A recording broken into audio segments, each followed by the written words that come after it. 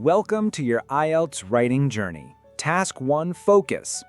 Hello everyone, and welcome back to our series about IELTS writing. In our last chat, we looked at the overall IELTS writing test, covering both Task 1 and Task 2. Today, we're going to focus on a very important part of that test, Academic Writing Task 1. We know that looking at graphs and charts can sometimes feel a bit confusing, maybe like a math problem rather than an English text.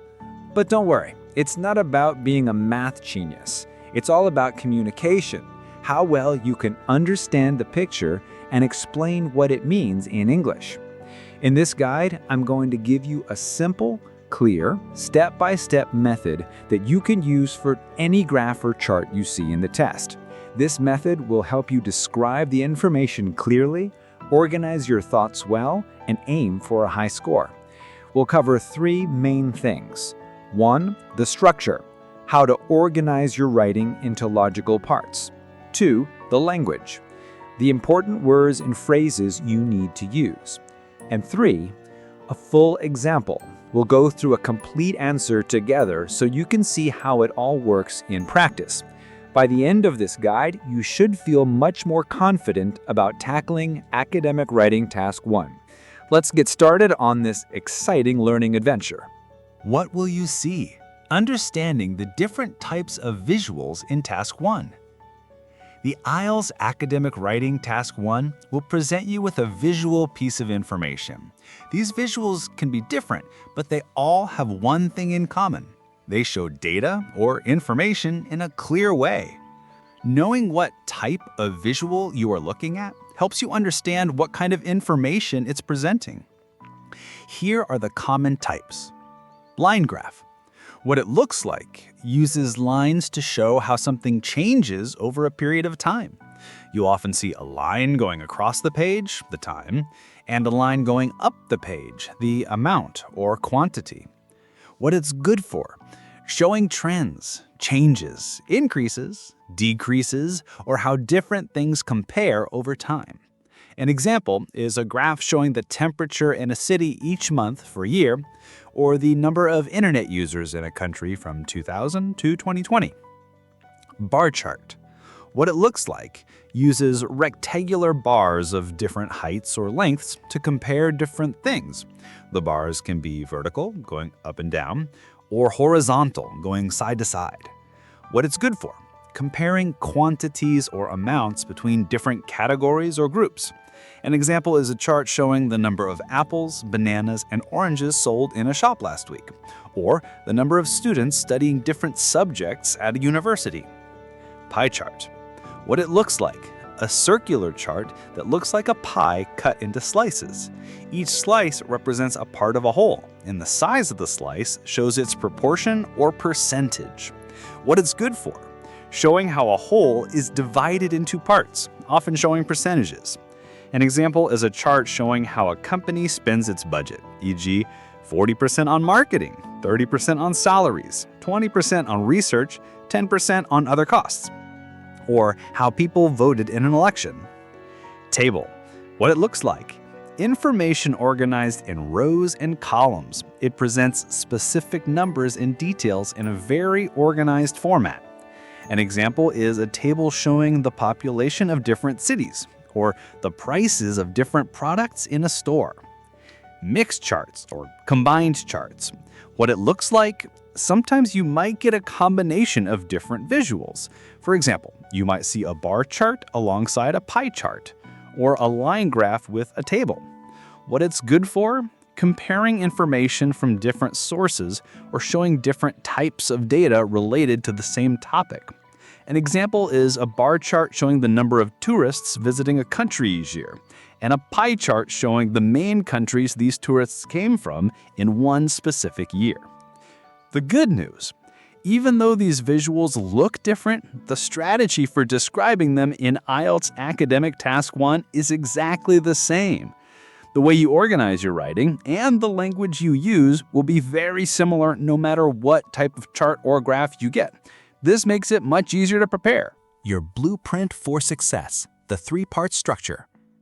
To get a high score in task achievement and coherence and cohesion, you need a clear structure. This structure acts like a roadmap for your writing, guiding both you and the examiner. The best structure for Task 1 is a simple 3-part plan. Your response should always have these 3 parts. 1. Introduction, just 1 sentence. 2. Overview, about 2 sentences, the big picture. 3. Body paragraphs, usually 2 paragraphs, the specific details that support the main story. Think of it like this: introduction, and then the paro pointing to overview, which points to body paragraphs. Memorizing the structure is super important. It makes sure you cover all the necessary information in a logical way, which is exactly what the IELTS examiners are looking for. Let's break down what goes into each part. Part 1. The introduction. Paraphrase the question. Your introduction is the very first thing the examiner reads. Its main job is to tell them what the chart or graph is about. It should be just 1 sentence. The goal is to state what the visual shows. The key rule is you must use your own words. Do not copy the words from the question directly. This is called paraphrasing. How to paraphrase. Paraphrasing means saying the same thing, but with different words and possibly a different sentence structure. This shows the examiner that you have a good vocabulary, lexical resource, and can understand and rephrase information. Let's look at an example question. The question prompt. The graph below shows the consumption of fast food by teenagers in Australia between 1975 and 2000. Now, let's create a good introduction by paraphrasing this. A good introduction. The line graph illustrates the amount of fast food that was eaten by adolescents in Australia over a 25-year period starting from 1975. Let's see how we paraphrased. The graph below shows became the line graph illustrates. Shows is a common verb. We replaced it with the more formal synonym illustrates. Other good synonyms include depicts, presents, or provides data on. We specified that it's a line graph because that's what the visual is. Consumption of fast food became the amount of fast food that was eaten. Consumption is a noun. We changed it to a verb phrase was eaten to show variety. Other options could be the quantity of fast food consumed or fast food intake. By teenagers became adolescents. Adolescence is a good synonym for teenagers. Between 1975 and 2000 became over a 25-year period starting from 1975. We changed the way the time period was described. We calculated the duration, 2000 minus 1975 equals 25 years, and explained it clearly. By paraphrasing, you immediately show the examiner your vocabulary skills and your ability to understand and rephrase information, which helps boost your score. Part 2. The overview. The big picture summary. The overview is arguably the most important part of your Task 1 response. It's a short summary of the main trends or features you see in the visual. It should be about 2 sentences long. The goal: to give the reader a quick understanding of the most important information without getting into specific details. The golden rule: no numbers, percentages, or specific dates in the overview. This is crucial. The overview is about the general story the data tells. What to look for in the overview. When you look at the graph or chart, ask yourself, what is the main overall trend? Did most things go up? Did most things go down? Did they stay the same? Was there a lot of change or very little change? What were the most noticeable features? What was the highest point or the lowest point in the data? Were there any major differences between categories? Did one item dominate the others? How to start your overview. It's helpful to signal to the examiner that this is your overview. You can start with phrases like overall, or in general, or it is clear that, or to summarize. Example of an overview. Let's continue with our example about fast food consumption by teenagers. Imagine the graph shows from 1975 to 2000, the fast food consumption by teenagers increased significantly.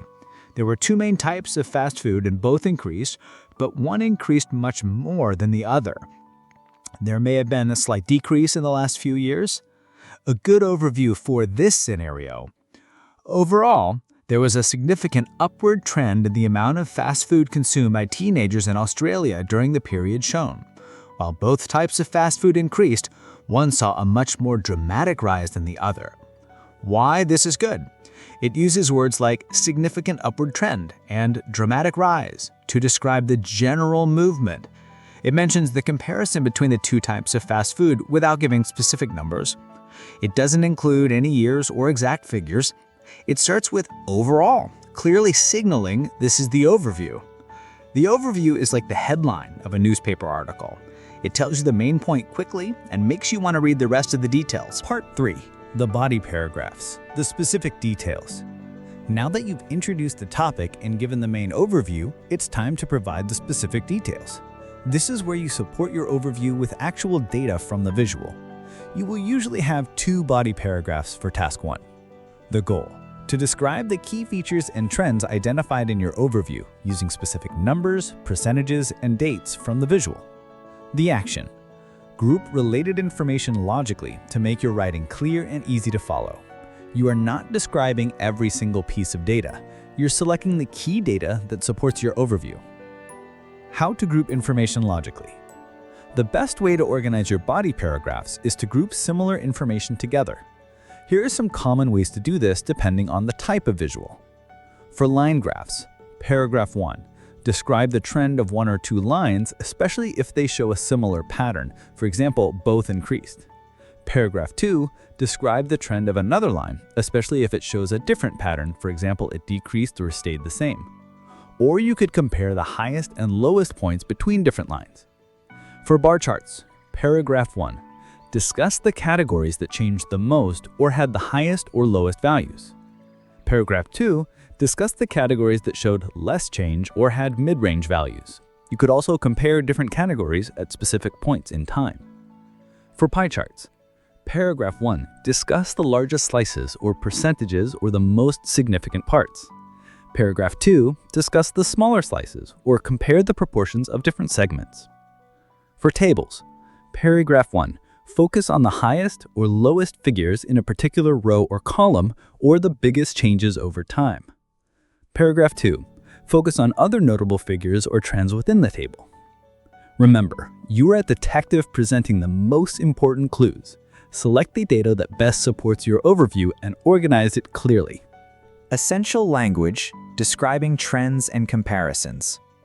To get a high score in lexical resource, vocabulary, and grammatical range, you need to use a variety of words and phrases to describe changes and compare data.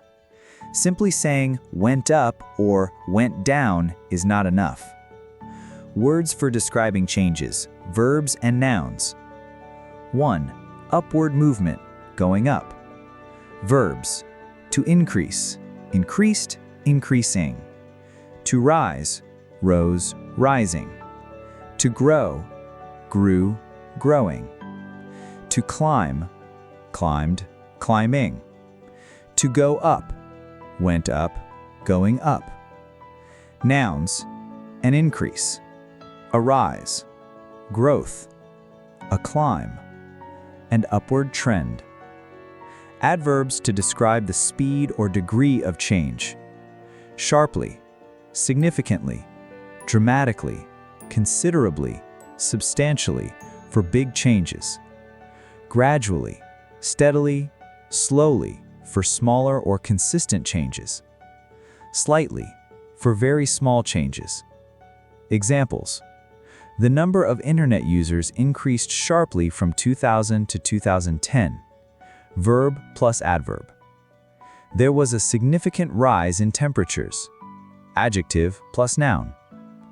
Sales grew gradually over the period. Verb plus adverb. 2. Downward movement, going down. Verbs: to decrease, decreased, decreasing. To fall, fell, falling. To decline, declined, declining. To drop, dropped, dropping. To go down, went down, going down. Nouns: a decrease, a fall, a decline, a drop, a downward trend. Adverbs to describe the speed or degree of change. Sharply, significantly, dramatically, considerably, substantially for big changes, gradually, steadily, slowly for smaller or consistent changes, slightly for very small changes. Examples: the unemployment rate fell dramatically in the last quarter. There was a slight decline in the company's profits. The population dropped gradually between 1990 and 1995. 3. Staying the same or no major change. Verbs: to remain stable, remained stable. To stay the same, stayed the same. To level off, leveled off. To plateau, plateaued. Nouns: stability, a plateau. Adverbs: steadily, if it was stable for a period. Examples: the price of oil remained stable throughout 2015. After a period of growth, sales leveled off in the final year. 4. Fluctuating, changing unpredictably. Verbs: to fluctuate, fluctuated, fluctuating. To vary, varied, varying. To change, changed, changing. Nouns: fluctuation, variation, change. Adverbs: considerably, significantly, often. Examples: the number of visitors fluctuated considerably from month to month. Stock prices varied throughout the year. Words for comparing and contrasting. You will also need words to compare different data points or trends. To show similarity, similarly, likewise, and the same way. Both X and Y did something. To show difference or contrast, however, but, although, whereas, while. In contrast, on the other hand, while X did this, Y did that. A significant difference, a stark contrast. Examples: the consumption of beef increased while chicken consumption remained relatively stable. In contrast, the number of people choosing public transport fell significantly. Both graphs show a general increase, but the rate of increase is different. Key vocabulary for specific features: highest point, peaked at, reached a high of, the highest figure was, lowest point, reached a low of, bottomed out at, the lowest figure was. Specific figures: accounted for, represented, made up. Using a variety of these words will make your writing much more interesting and help you achieve a higher score. Don't try to use them all at once, but try to include a few different ones naturally in your response. Let's practice applying the strategy to a sample bar chart. Okay, it's time to put everything we've learned in the practice. Imagine you see the following bar chart in your IELTS test. Sample bar chart. Title: Main reasons for choosing a supermarket in Australia. X-axis: categories, price, quality, location, choice, range of products. Y-axis: percentage, 0 to 50%. Bars: year 2010, price 25%, quality 35%, location 30%, and choice 10%. Year 2020, price 45%, quality 30%, location 15%, and choice 10%. Now let's apply our three-part structure and use the essential language. Step 1, Introduction. Paraphrase the question. Original question prompt. The bar chart below shows the main reasons people chose a particular supermarket in 2 different years, 2010 and 2020. My introduction. The bar chart illustrates the primary motivations for customers shopping at a specific supermarket in the years 2010 and 2020. Paraphrasing check. Shows, illustrates, main reasons people chose, primary motivations for customers shopping, a particular supermarket, a specific supermarket, in 2 different years, 2010 and 2020. In the years 2010 and 2020, is simple but effective. Step 2, Overview, the big picture, no numbers. What do I see generally? Price went up a lot, location went down a lot, quality went down a little, and choice stayed the same. What's the most noticeable changes? Price and location. What's the big story? Price became much more important and location became much less important. Quality and choice were less important and didn't change as much. My overview. Overall, price became the most decided reason for choosing the supermarket over the decade, while the importance of its location saw a substantial decline. The other factors of quality and choice were comparatively less significant in their changes. Key phrases used overall: most decided reason, substantial decline, comparatively less significant. Step 3. Body paragraphs. The specific details. We need to group the information logically and use specific data. Let's group price and location together because they had the biggest changes. Then we'll put quality and choice in the second paragraph. My body paragraph 1. Focus on price and location. In 2010, quality was the most prominent factor, cited by 35% of shoppers. However, by 2020, this figure had fallen to 30%. In stark contrast, the percentage of customers prioritizing price rose dramatically, surging from 25% in 2010 to become the leading reason at 45% in 2020. What's happening here? We start with quality in 2010, 35%, and then mention its slight drop in 2020, 30%. We use the linking word however to show a change. Then we use in stark contrast to introduce the opposite trend for price. We clearly state the numbers in years for price, 25% in 2010 to 45% in 2020. We use strong words like prominent, fallen, stark contrast, prioritizing, rose dramatically, and surging. My body paragraph 2 focus on location and choice.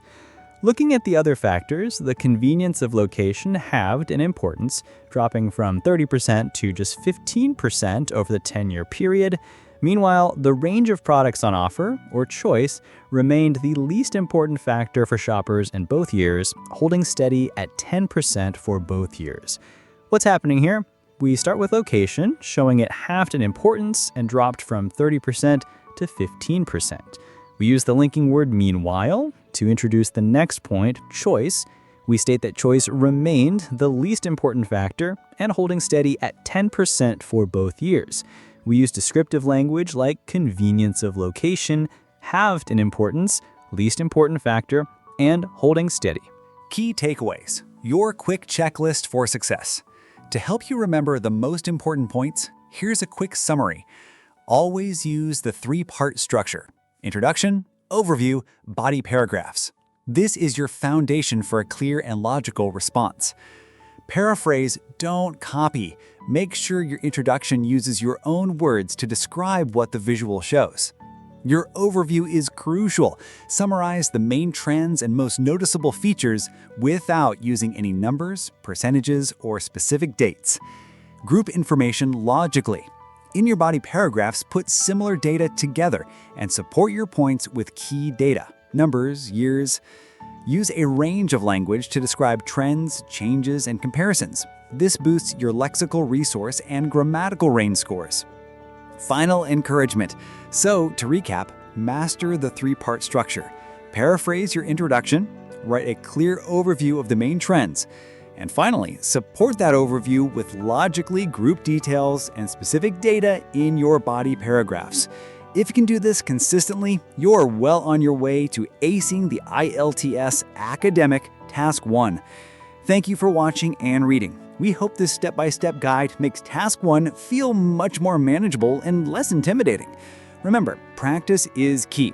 The more you practice describing different graphs and charts using this structure and language, the more confident and skilled you will become. If this guide was helpful, please hit the like button and subscribe to our channel so you don't miss our next video where we'll tackle the Task 2 essay. If you have any questions or want to share your own paraphrasing examples, please leave them in the comment section below. Happy studying and good luck with your IELTS preparation. You can do it.